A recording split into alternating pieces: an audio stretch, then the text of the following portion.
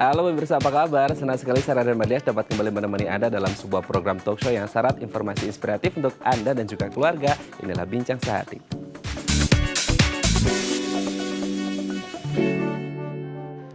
Ya pemirsa, setiap dari kita pasti mendapatkan kondisi fisik yang sehat ya. Tapi kalau bisa jangan hanya kondisi fisiknya saja yang sehat, tapi juga mentalnya juga sehat. Karena kesehatan yang sempurna itu adalah yang fisik dan mentalnya juga sama-sama sehat. Nah, salah satu gangguan kesehatan mental yang mungkin sering kita dengar adalah bipolar. Tapi sebenarnya apa sih itu bipolar? Nah, inilah topik yang akan kita bahas hari ini, yaitu kenali gangguan bipolar. Nah, kalau kita berbicara tentang bipolar, ini erat kaitannya dengan emosi dan juga suasana hati. Nah, selanjutnya kita akan membahas terlebih dahulu nih beberapa mitos dan fakta seputar emosi dan suasana hati. Kita lihat yang pertama.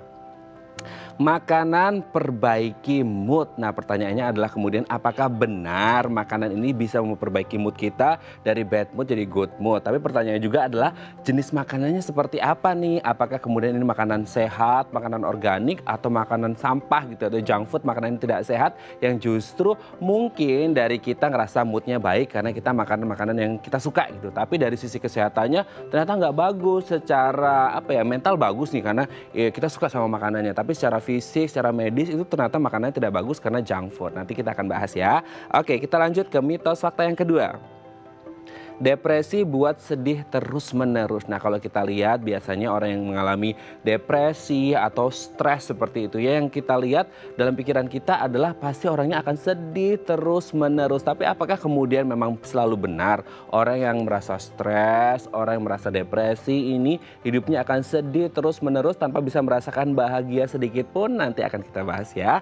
Oke, kita lanjut ke mitos fakta yang ketiga. Kesehatan dipengaruhi oleh emosi seperti itu. Mungkin kita sering mendengar penyakit psikosomatis seperti itu ya. Nah, memang kalau berbicara tentang penyakit psikosomatis ini memang dipengaruhi dari pikiran kita seperti itu. Tapi apakah kemudian memang emosi ini bisa berpengaruh besar pada kondisi kesehatan fisik dan juga mental kita? Nanti akan kita bahas ya. Kita lanjut ke mitos fakta yang keempat. Depresi rentan serang lansia. Nah, biasanya mungkin kondisinya seperti ini. Kalau muda kan dulu sering ke kantor atau ke tempat kerja, tempat usaha gitu ya, ketemu dengan orang-orang, ketemu dengan teman, rekan kerja, mitra usaha atau seperti itu ya. Nah, kemudian ketika sudah mulai lansia, aktivitas terbatas, akhirnya apa? Akhirnya cuma tinggal di rumah aja, nggak bisa ketemu banyak orang. Mungkin dari sisi penghasilan juga agak berkurang karena biasanya dapat gaji full, ini tiba-tiba cuma dapat pensiunan aja yang dimana jumlahnya jauh lebih sedikit dari gaji bulanannya. Nah, berbagai macam faktor ini apakah kemudian bisa membuat lansia rentan menghadapi depresi? Nanti kita bahas ya. Terakhir kita mitos fakta yang kelima. Nah, ini ada hubungannya dengan tema besar yang kita angkat hari ini tentang bipolar gitu. Katanya orang kreatif itu rentan terkena bipolar. Apakah kemudian karena terlalu kreatif sehingga akhirnya mendapatkan sesuatu hal yang sangat spesial seperti itu, hingga akhirnya mereka tertekan untuk mendapatkan sesuatu yang sesuai harapan mereka tapi tidak tercapai, akhirnya mereka mengalami bipolar. Nah, 5 mitos fakta tadi kita akan bahas sesaat lagi. Tetap bersama kami di Bincang Sehati.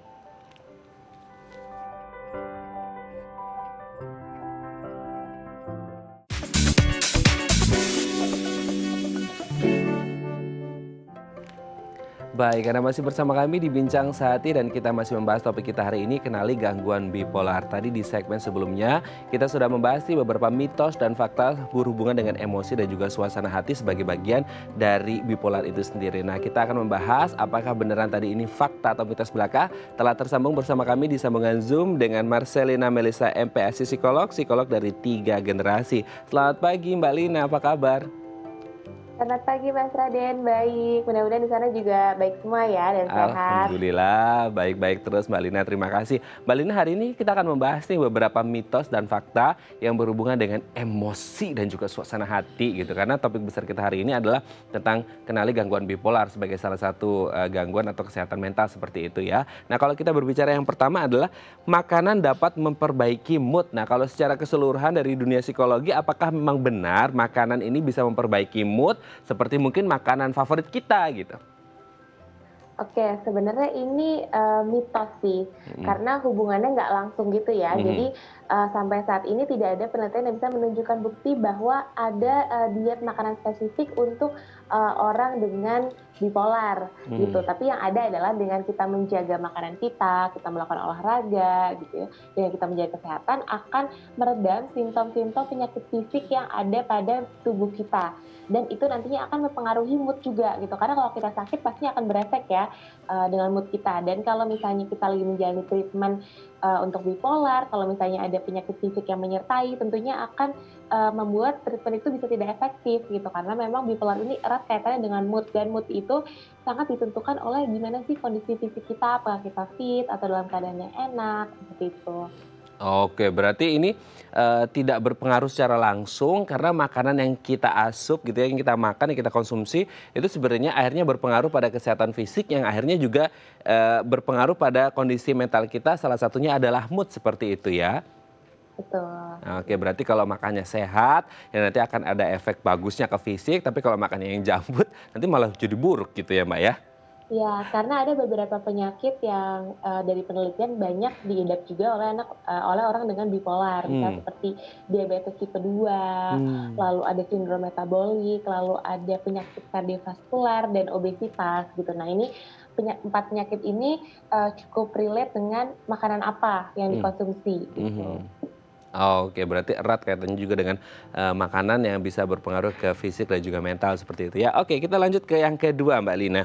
Orang Ya. depresi akan sedih terus-menerus. Jadi kalau di pikiran kita sebagai orang awam, ketika kita mendengar kata stres, ketika kita mendengar kata depresi, pasti di pikiran kita yang nyangkut adalah, ini orangnya pasti sedih terus, setiap hari sedih, nggak ada senyum-senyumnya, nggak ada bahagianya. Apakah memang orang depresi akan sedih terus-menerus atau sebenarnya ada waktu-waktu tertentu di mana dia merasa sedih dan di waktu yang lain dia merasa, "Oke, I'm a normal human," gitu? Sebenarnya ada satu, kayak garis kontinum gitu ya, Mmm. dari kita merasa stres sampai dengan depresi, Mmm. gitu. Kalau stres itu kan berarti ada tekanan, tapi tekanan juga kadang bisa jadi sesuatu yang memicu kita untuk melakukan sesuatu.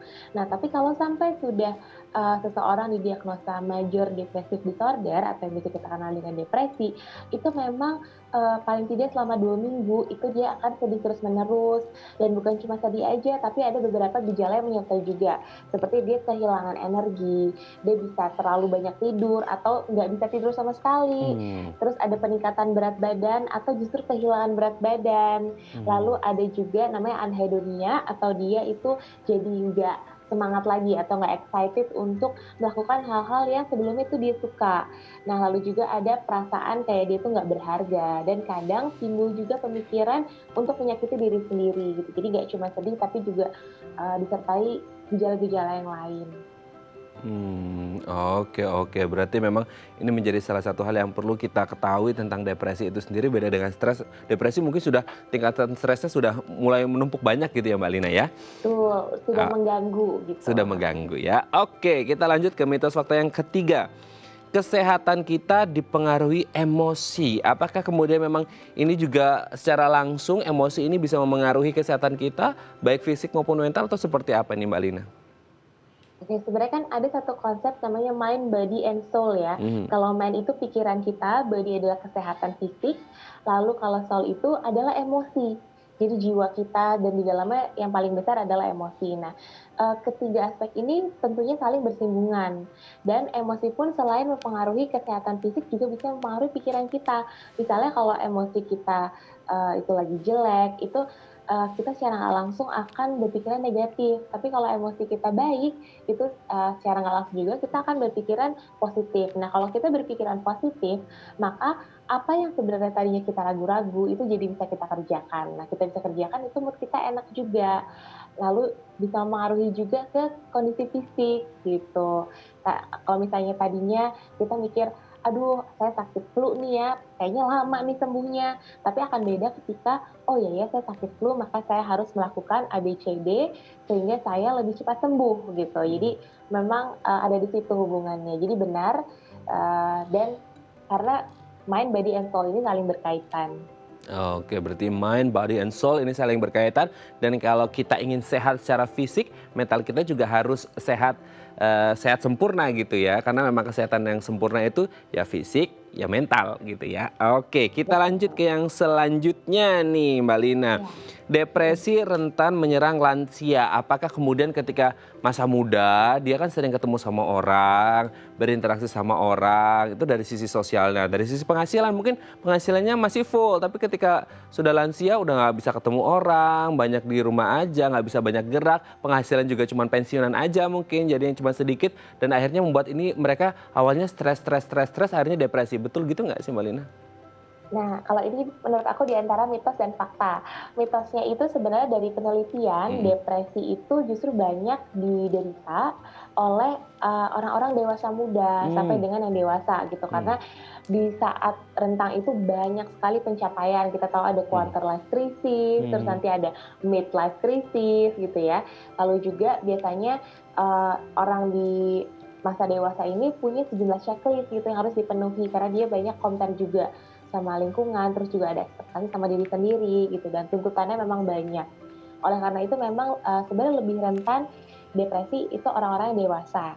Nah tapi ada, faktanya juga, karena kalau misalnya lansia ini kena, depresi, itu konsekuensinya juga besar karena mereka kekuatan fisiknya, kesehatannya nggak sama seperti dulu gitu, lebih rentan. Lalu juga ada 2 hal yang biasanya menyertai yang pertama post power syndrome, jadi Hmm. biasanya kan kalau orang-orang gitu ya, mungkin punya satu pekerjaan, punya power dulu ketika Jabatan masih ya. bekerja jabatan, tiba-tiba sekarang ganti semua. Bukan cuman, power-nya aja yang hilang, namun juga aktivitas rutinnya berubah total gitu, dari tadinya sibuk, sekarang jadi nggak tahu mau ngerjain apa.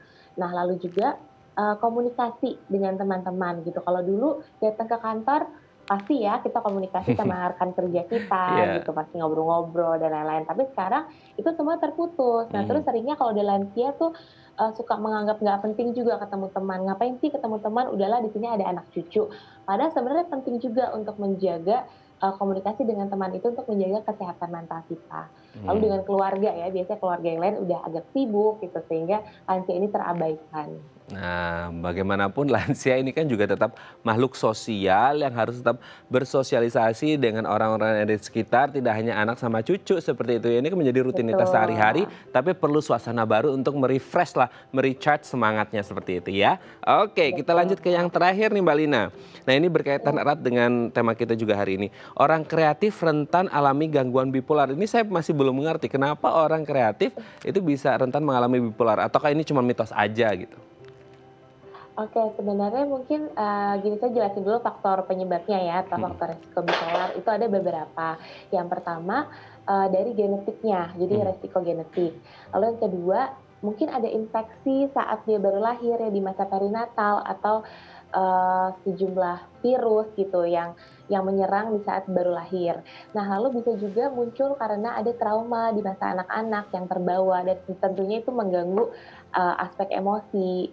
Lalu ada stresor-stresor psikologis, dan bisa juga ada penggunaan obat terlarang gitu, Hmm. atau obat-obatan yang, kurang tepat gitu ya dosisnya, yang tidak direkomendasikan oleh dokter atau itu bukan untuk penggunaan medis.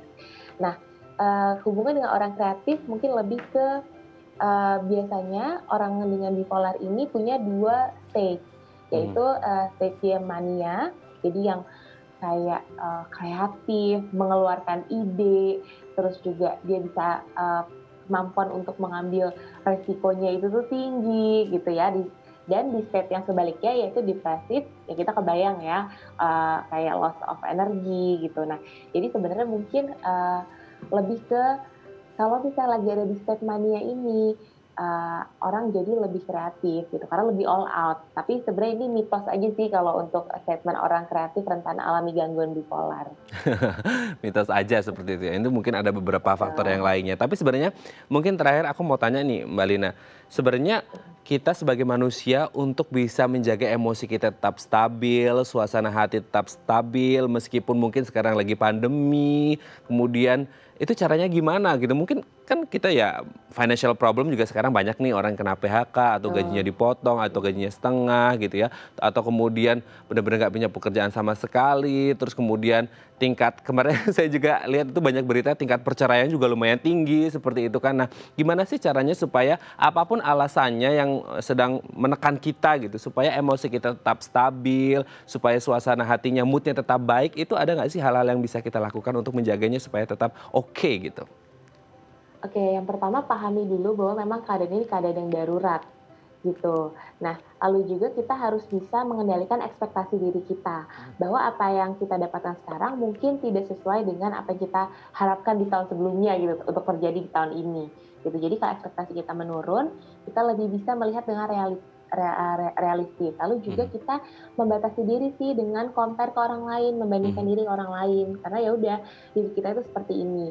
Jadi pertama memang kalau lagi ada satu kejadian yang nggak menyenangkan di satu masa kan kita harus mengontrol dulu emosinya. Baru Mhm. setelah itu bisa tuh mencari solusi gitu kan berpikir. Tapi kalau misalnya emosinya aja masih berantakan, pasti mikirnya juga agak sulit gitu. Jadi kita coba lakukan yang tadi. Bisa juga dengan kita mungkin udah susah gitu ya punya Mhm. goal yang gede gitu, kita bikin goal-goal kecil sendiri dengan mencari satu aktivitas yang memang ada tujuannya. Misalnya kayak saya sekarang lumayan sering lihat bertanam Ah. bertanam tanaman ya, jadi lumayan hits gitu. Nah, sebenarnya goalnya kan adalah membuat tanaman itu subur, bagus, sehat gitu ya. Nah, itu adalah satu progres yang terlihat gitu dari apa yang kita lakukan. Jadi boleh sih untuk mencari aktivitas yang membuat kita tuh bisa mendapatkan satu kepuasan gitu. Jadi Mhm. itu mengurangi pikiran-pikiran negatif juga. Oke, baik. Terima kasih Mbak Lina sudah berbagi bersama kami di Bincang Sama-sama. Sehati hari ini. Semoga suasana hati dan emosi kita ini jauh lebih stabil dan kita bisa menjadi mood booster tidak hanya untuk diri sendiri tapi juga untuk orang-orang di sekitar kita. Terima kasih Mbak Lina, sehat-sehat terus. Salam untuk Sama-sama. keluarga. Selamat pagi. Selamat pagi. Baik, pemirsa selanjutnya kita akan membahas tentang topik kita hari ini, kenali gangguan bipolar. Bagi Anda yang memiliki pertanyaan, Anda bisa menghubungi kami di nomor 021 290 32644 atau DM Instagram kami di @bincangsehati.tv. Kami akan segera kembali.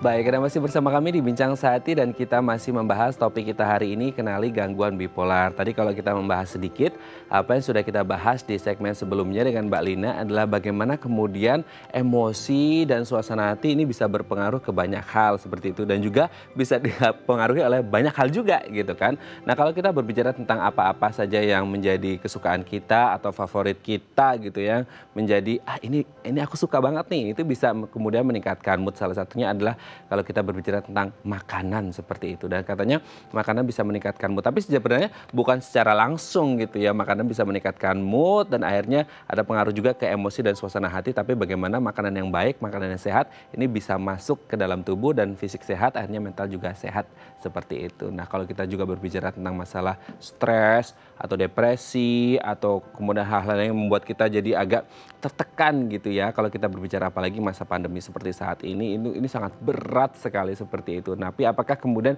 ini memang bisa menyerang setiap orang apalagi lansia? Nah mungkin kalau kita berbicara lansia tadi seperti disebutkan oleh Mbak Lina ya, bahwasanya mungkin ketika masih muda gitu, masih produktif, masih kerja seperti itu kan, di kantor ketemu banyak orang, ketemu banyak rekan kerja, mitra usaha seperti itu, ketemu karyawan-karyawan atau atasan seperti itu kan, ini membuat kita bisa berinteraksi secara sosial. Tapi kemudian ketika sudah lansia, sudah tua gitu, hanya di rumah aja gitu, nggak ketemu sama orang, akhirnya membuat kita jadi ngerasa stres, ngerasa depresi, nggak bisa ketemu sama siapa-siapa, seperti itu ya, yang akhirnya membuat mereka jadi ngerasa, aduh kayaknya nggak enak nih hidupnya, akhirnya apa, lama-lama beban itu numpuk, akhirnya jadi depresi seperti itu. Nah mungkin ini menjadi salah satu hal yang bisa mengganggu kesehatan mental kita seperti itu, seperti topik kita hari ini tentang bipolar. Nanti kita akan membahas lebih mendalam tentang apa itu bipolar dan bagaimana kemudian cara mengetahui apakah itu bipolar atau tidak, gejala-gejalanya seperti apa,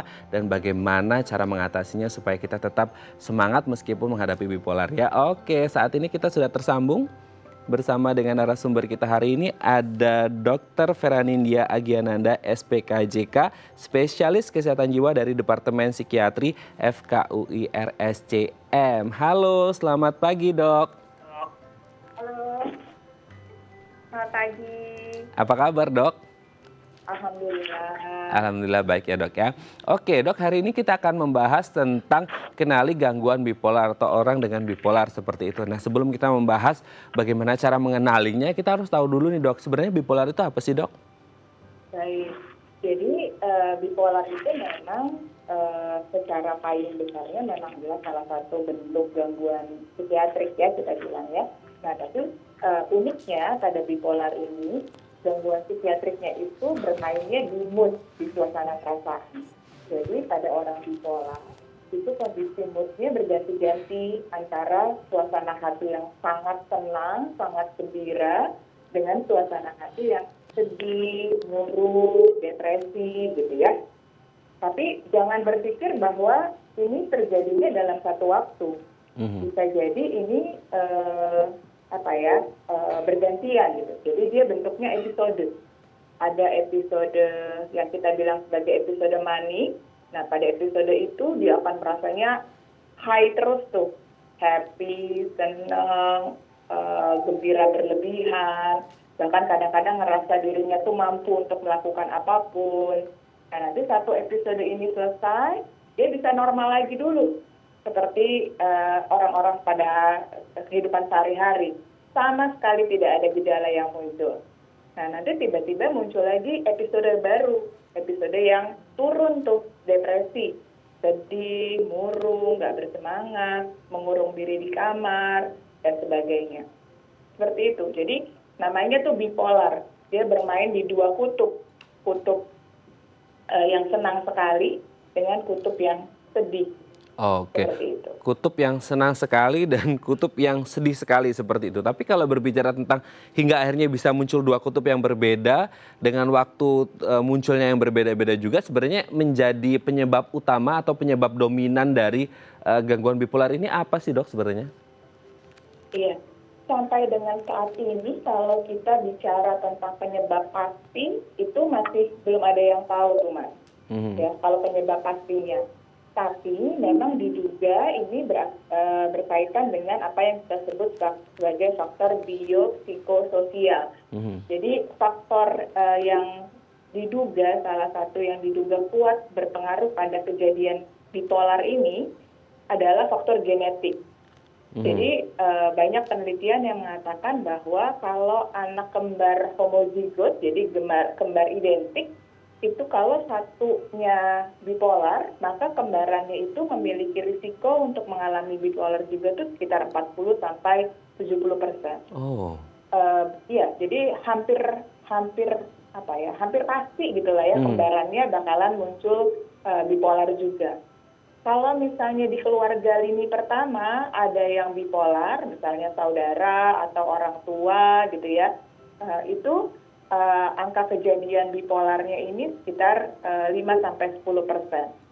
Gitu. Jadi memang faktor genetik ini dipikirkan merupakan salah satu faktor yang sangat kuat pengaruhnya. Yang berikutnya adalah faktor ketidakseimbangan zat kimiawi di otak, neurotransmitter namanya. Ada neurotransmitter dopamin, serotonin, norepinefrin itu yang mengatur pusat emosi kita. Ini kadarnya tidak seimbang. Dengan begitu maka terjadi risiko lebih besar lagi untuk mengalami gangguan bipolar. Faktor yang lain adalah faktor trauma kehidupan. Apabila di masa kanak-kanak dia mengalami trauma seperti mendapatkan abuse atau di-neglect oleh keluarganya, ya, atau bahkan mengalami bullying, kemudian pola asuh dari orang tuanya tidak adekuat, itu juga berpotensi untuk meningkatkan lagi risikonya. Ditambah lagi faktor stres psikologis yang lain, misalnya kehilangan orang tua atau kehilangan anak, ada keluarga dekat yang misalnya punya riwayat percobaan bunuh diri, atau trauma-trauma kehidupan yang lain seperti perceraian, dipecat dari pekerjaannya, dan sebagainya. Dan satu lagi yang juga penting adalah penyalahgunaan zat. Jadi orang-orang dengan penyalahgunaan zat, baik itu ganja, opioid, alkohol, kokain gitu ya, ini juga merupakan faktor risiko untuk mengalami bipolar. Oke, ini kan banyak sekali faktornya seperti itu ya dok ya. Nah kalau kita berbicara tentang bipolar ini kan menjadi salah satu gangguan kesehatan mental. Sering juga kita mendengar istilah atau gangguan kesehatan mental yang lain selain bipolar adalah skizofrenia. Apakah sebenarnya ini sama atau berbeda ini dok? Berbeda.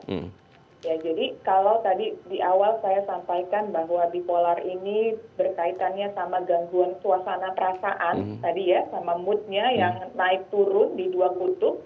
Kalau skizofrenia itu gangguannya di pikiran, Mas. Jadi biasanya pikirannya aneh, tidak rasional, bisa kemudian dia punya halusinasi, mendengar bisikan-bisikan yang orang lain tidak bisa dengar, punya fantasi-fantasi tertentu gitu ya. Jadi dasarnya berbeda. Dari gejalanya juga berbeda. Nah, cuman memang dari beberapa penelitian itu menemukan juga bahwa kalau kita lihat dari genetiknya itu mirip tempatnya antara orang yang mengalami skizofrenia dengan orang yang mengalami bipolar. Oke, tapi apakah kemudian latar belakang pribadi atau keluarga juga berpengaruh ini dok? Seperti tadi mungkin dokter sebutkan ada masalah trauma juga, ini bisa menjadi bagian besar dari latar belakang terjadinya gangguan kesehatan mental ini.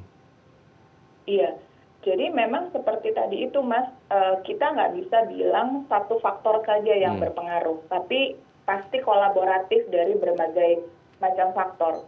Orang dengan genetik saja, kalau kemudian lingkungannya baik, pola asuhnya baik, dia tidak dekat dengan obat-obatan misalnya, tumbuh sebagai individu yang sehat, lingkungannya mendukung, lebih kecil kemungkinannya dia untuk menjadi bipolar.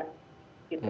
Tapi sebaliknya, kalau misalnya memang genetiknya ada nih, tapi keluarga jauh gitu misalnya ya, tapi dia punya lingkungan yang tidak mendukung, larinya ke obat-obatan, ada trauma pada masa kecil, pernah mendapatkan pelecehan, bullying, dan sebagainya, itu risikonya jadi jauh lebih besar. Oke, berarti memang risikonya bisa jauh lebih besar kalau ada trauma-trauma masa kecil yang memang pernah dialami seperti itu ya. Oke dok, nanti kita akan membahas lebih mendalam lagi tentang gangguan bipolar ini. Bagi Anda pemirsa yang memiliki pertanyaan, Anda bisa menghubungi kami di nomor 0212903244 atau DM Instagram kami di @bincangsehati.tv. Kami akan segera kembali.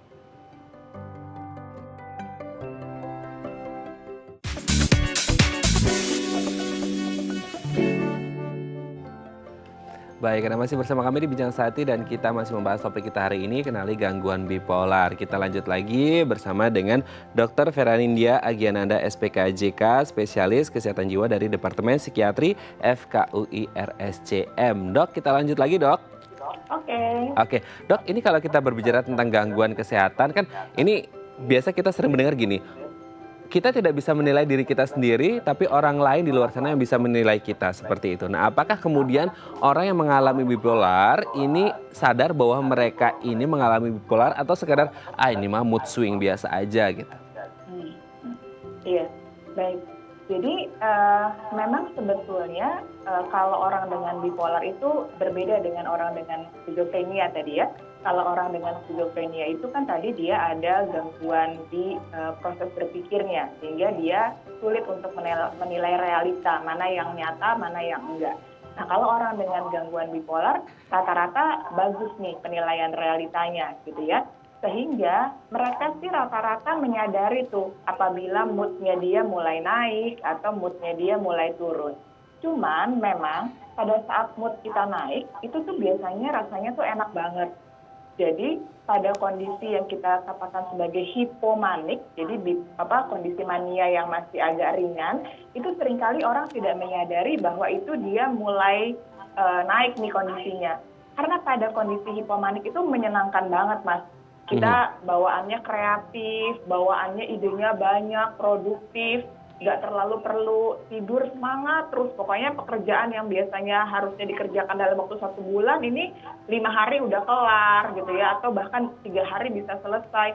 Jadi rasanya produktif sekali dan masih bagus nih, fungsinya masih belum terlalu terganggu. Tapi begitu sudah bablas jadi manik, jadi di kutub yang paling atasnya, nah itu biasanya mulai kacau tuh. Nggak tidur-tidur sama sekali, terus judgement-nya juga mulai terganggu. Nah kalau sudah di kondisi yang sangat tinggi ini, biasanya dia udah nggak merasa bahwa dia itu perlu pertolongan, karena ngerasanya semuanya oke-oke aja. Tapi berbeda pada saat dia sedang turun ke kondisi depresi. Kalau sedang turun ke kondisi depresi, rata-rata menyadari. Karena kerasa tuh jadi males, jadi nggak kepengen ketemu orang, mengurung diri aja di kamar, kehilangan minat atas segala hal-hal yang biasanya dia suka lakukan, menjadi tidak produktif, gitu ya. Jadi dia akan berasa kok nggak enak banget ya, kok nggak nyaman banget ya. Jadi lebih sering orang itu mencari pertolongan pada saat dalam kondisi mood yang sedang depresi dibanding pada saat moodnya yang sedang naik. Seperti itu. Oke, tapi kalau berbicara tentang gangguannya sendiri, ini ada tahapan-tahapan atau tingkatan gitu nggak sih dok? Maksudnya yang dari yang ringan, sedang hingga berat? Iya, betul. Seperti yang saya katakan tadi, memang dia bergradasi ya, bertingkat gitu. Kalau yang ke arah kutub yang atas, ke arah yang manik, itu dimulai dengan hipomanik dulu. Jadi tadi itu ya, kreatif, energik, semangat, idenya banyak, tidurnya mulai berkurang kebutuhannya, tapi fungsinya masih bagus. Naik lagi yang lebih tinggi lagi itu manik, itu yang sudah lebih heboh, euforia, seneng terus bawaannya. Nah di sini biasanya judgement-nya udah mulai terganggu. Kadang-kadang menjadi menghambur-hamburkan uang, spekulasi bisnis juga yang terlalu impulsif gitu. Bahkan diikuti juga biasanya dengan libido yang tinggi, sehingga seringkali ada perilaku seksual yang kurang dipertimbangkan akibatnya. Nah, lebih tinggi lagi kalau bisa sampai memunculkan gejala psikotik, kita bilang. Jadi manik dengan gejala psikotik. Jadi dia sampai dengar halusinasi juga, sampai punya pikiran-pikiran yang aneh juga, udah lebih kacau lagi. Di kutub yang satunya lagi juga gitu, Mas. Depresinya mulai dari depresi ringan dulu, tadi itu baru menarik diri, murung, tapi masih bisa kerja, terus yang ringan. Nanti kemudian depresinya memberat, jadi depresi sedang, jadi depresi berat. Nah, pada saat depresi berat ini dia semakin berisiko untuk terjadinya pikiran-pikiran terkait dengan kematian, risiko bunuh diri. Nah, kalau udah yang paling beratnya juga disertai dengan gejala-gejala psikotik tadi. Ada bisikan-bisikan yang menyuruhnya untuk mengakhiri hidup, mengatakan tidak ada gunanya lagi dia berada di dunia ini dan sebagainya. Jadi tingkatannya seperti itu. Oke, ini berarti tingkatannya sangat mengerikan sekali hingga yang paling parah itu bisa menyakiti diri sendiri bahkan hingga bunuh diri ya karena ada halusinasi untuk mengakhiri hidupnya. Ini sangat mengerikan sekali ya dok ya. Tapi sebenarnya kalau di luar dari melihat dari akibatnya sangat mengerikan ini, sebenarnya di luar dari faktor genetik, kalau genetik tidak bisa kita tolak seperti itu. Nah sebenarnya di luar faktor genetik kita bisa tidak sih dok untuk terhindar dari gangguan bipolar ini sendiri? Iya, sebetulnya tadi itu ya, adanya genetik tidak membuat kita pasti terkena bipolar. Jadi nggak kayak hukum Mendel tuh ya. Kalau hukum Mendel misalnya ada satu orang di keluarga kita yang diabetes, nanti salah satu anaknya pasti ada yang diabetes juga misalnya gitu. Tapi tidak seperti itu pada bipolar. Sehingga memang ada hal-hal yang bisa dilakukan. Tapi ini dilakukannya harus secara kolaboratif nih. Nggak bisa dari diri kita sendiri saja. Nah, ini dimulai dari masa perkembangan soalnya, Mas. Jadi kalau kita sebagai orang tua, kita nggak mau anak kita terkena gangguan jiwa tertentu, berarti sejak dari masa kehamilan sudah dijaga, disayang, dijaga kita secara fisik dan mental tidak mengalami satu penyakit tertentu. Kemudian pada saat dia dilahirkan dan dibesarkan, diciptakan lingkungan yang kondusif, pola asuhnya yang baik, kemudian dijauhkan dari segala hal-hal yang kira-kira bisa berkontribusi memunculkan gangguan tadi, misalnya abuse, kemudian tadi penyalahgunaan zat dan sebagainya. Kemudian juga berada di lingkungan yang mendukung ya, Jadi semuanya diarahkan ke arah yang positif. Nah, itu bisa menjadi salah satu faktor pencegahan untuk mengurangi risiko kita terkena suatu gangguan jiwa tertentu. Itu faktor pencegahannya, preventifnya seperti itu ya dok ya. Tapi kalau Ya. kita berbicara tentang orang yang sudah mengalami atau orang dengan bipolar dan ingin sembuh itu masih bisa tidak sih dok? Dan apa saja yang harus dilakukan untuk bisa membuat gangguan bipolar ini setidaknya berkurang seperti itu? Iya, gangguan bipolar ini seperti halnya juga gangguan jiwa yang lain, kita biasanya lebih enak menyebutnya sebagai terkontrol atau terkendali, gitu ya. Jadi gangguan bipolar ini bisa nggak sih dia bersikap atau kemudian hari-harinya tuh produktif seperti orang-orang lainnya? Jawabannya bisa. Karena yang penting dijaga adalah jangan sampai terjadi kekambuhan, jangan sampai terjadi episodenya. Karena sebetulnya Mas, kalau dia sudah selesai nih episode maniknya sudah tertangani atau episode depresinya sudah tertangani, dia akan kembali lagi ke yang kita bilang sebagai baseline, kembali ke dasarnya lagi seperti dia sebelum sakit. Betul-betul normal. Nah, yang kita mau pertahankan adalah masa normalnya ini selama mungkin. Jangan sampai dia kambuh-kambuhan gitu. Nah, itu yang perlu. Gimana caranya? Ya tentunya dengan mendapatkan pertolongan dari ahli. Karena tadi bipolar ini masalahnya adalah di gangguan neurotransmitternya tadi ya, serotonin, dopaminnya itu kacau, maka dia perlu untuk mengkonsumsi obat. Jadi kita punya obat yang namanya mood stabilizer. Nah, ini kalau dikonsumsi dengan jangka waktu tertentu sesuai dengan arahan dokter, itu bisa kemudian membuat pasien ini menjadi dalam kondisi remisi, kita bilang. Remisi, dan kemudian nanti dia recovery betul-betul seperti kondisi dia sebelum sakit. Kalau ini dilakukan dengan baik, dengan patuh, insya Allah betul-betul bisa nggak kambuh-kambuh lagi gejalanya. Oke. Dok, ini ada DM Instagram. Kita coba bacakan ya dok ya. Dari @santirahma, ini katanya, saya itu mood swing banget setelah melahirkan. Kata orang sih baby blues. Tapi ini anak saya udah mau 3 tahun tapi masih aja mood swing. Apa ini bipolar dok? Nah ini pertanyaannya, setelah melahirkan ada baby blues. Tapi setelah anaknya hampir mau 3 tahun ini masih aja mood swing. Ini gejala bipolar atau bukan ini dok kira-kira? Iya, terima kasih atas pertanyaannya. Rasanya sih sudah bukan baby blues ya, karena kalau baby blues itu hanya betul-betul di periode sebulan pertama pada saat dia baru habis melahirkan. Jadi cuman perasaan-perasaan nggak nyaman, karena biasanya masih terkait sama hormon imbalance tuh ya kalau kita baru habis melahirkan. Tapi kalau itu sudah sampai 3 tahun, nah ini perlu dikaji ulang nih, apakah ini bipolar atau sebetulnya ada gangguan yang lain. Karena kalau bipolar itu mood swing-nya harus sampai seperti yang saya bilang tadi tuh. Ada waktu tertentu di kutub yang paling atas, biasanya kalau manik itu minimal 1 minggu dengan kondisi yang tinggi terus tadi tuh ya, suasana perasaannya naik terus, jadi nggak langsung ganti-ganti, hari ini senang, besok sedih, besoknya lagi senang, nggak gitu.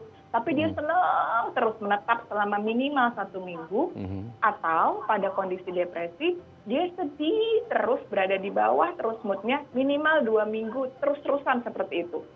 Jadi bukan ganti-ganti. Nah, mood swing-nya ini yang perlu dilihat lagi nih Mbak, seperti apa mood swing-nya. Mungkin sih baiknya dikonsultasikan sama ahli ya, untuk bisa dibantu betul-betul ini diagnosisnya apa. Jangan-jangan sebetulnya arahnya justru menurut saya jangan-jangan ke arah depresi nih, kalau yang sampai berkepanjangan seperti itu. Tapi masih tetap perlu penelusuran lebih lanjut ya. Oke, semoga ini bisa menjawab pertanyaan dari Bu Santi Rahma ya, yang sudah 3 tahun ini memang benar-benar harus dikonsultasikan terlebih dahulu seperti itu. Oke, dok, kalau kita lanjut lagi tadi sebelum ada pertanyaan dari pemirsa Daya TV, ini sebenarnya kan harapannya tidak maniak lagi, tidak depresi lagi, supaya tidak kambuh-kambuh lagi gitu. Nah pertanyaannya, ketika itu bisa kambuh lagi berarti ada faktor pemicunya dong dok. Itu kira-kira apa yang bisa memicu orang sudah di base-nya tapi bisa kambuh lagi? Iya, yang pertama kita lihat dulu nih, dia kan sudah terkontrol. Kemudian sama dokter masih dianjurkan untuk minum obat apa enggak. Mm-mm. Kadang-kadang nih ya kita sering sekali, nggak cuma masalah gangguan psikiatrik aja, tapi pada kondisi fisik juga gitu. Kalau udah ngerasa sehat, terus jadinya nggak minum obat, gitu ya. Padahal sebetulnya menurut dokter masih perlu nih obatnya dikonsumsi.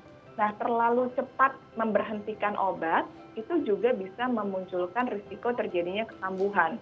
Jadi tadi neurotransmitter yang lagi distabilisasi, terus belum stabil-stabil banget, udah hilang nih stabilisernya gitu ya. Sehingga itu memunculkan lagi fluktuasi dari mood-nya. Itu yang pertama. Yang kedua, ada lagi trauma-trauma kehidupan, stres-stres kehidupan yang dia alami, yang membuat dia menjadi terganggu lagi. Ada pemicunya lagi gitu. Tadi tuh misalnya stres di pekerjaan, stres di rumah tangga misalnya, yang tidak berhasil dikelola dengan baik, itu bisa menjadi salah satu faktor pemicu juga. Oke, berarti intinya self-diagnose itu tidak baik juga untuk mendiagnosis apakah sakit atau sudah sembuh dari satu penyakit tertentu ya dok ya. Oke dok, nanti di segmen selanjutnya kita akan membahas nih beberapa tips bagaimana sih cara kita bisa berhubungan dengan orang bipolar dengan baik dan juga benar seperti itu. Baik pemirsa, bagi Anda yang memiliki pertanyaan, Anda bisa menghubungi kami di nomor 021 290 32644 atau DM Instagram kami di @bincangsehati.tv. Kami akan segera kembali.